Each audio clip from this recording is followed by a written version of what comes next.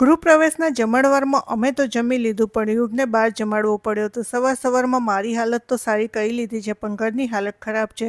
તો સૌથી પહેલાં ઘરની હાલત સુધારી અને જમવા બનાવવા ગિલોડા બહાર કાઢ્યા જતા ત્યાં મહેમાન આવ્યા.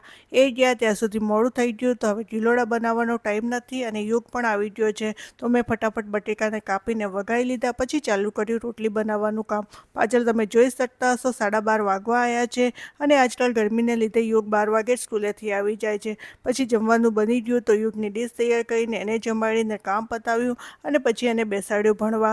એને લેસન આપીને હું આવી ગઈ કબાટ સાફ કરવા. ધીરે ધીરે બધા કપડાં બહાર કાઢીને વાળતી જતી ત્યાં બહાર વરઘોડાનો અવાજ સંભળાયો. તો થોડી વાર એ જોવા ગઈ, પછી સાંજ પડી એટલે હું તૈયાર થઈ ગઈ. આજે એક ફંક્શનમાં જમવા જવાનું છે તો ચાલતા ચાલતા પહોંચી ગયા અને લઈ લીધી થાળી. હવે આ બધું યુગ જમે નહીં, એને સિમ્પલ શાક રોટલી જોઈએ એટલે અમે જમી લીધું. પછી એને લઈને ગયા ઢોસા ખાવા. ઢોસા ખાઈને ઘરે આવ્યા તો એને મિલ્કશેક પીવું છે તો એ બનાવીને આપ્યો. તો આવો રહ્યો આજનો દિવસ. હવે કાલે મળીશું એક નવા વ્લોગમાં.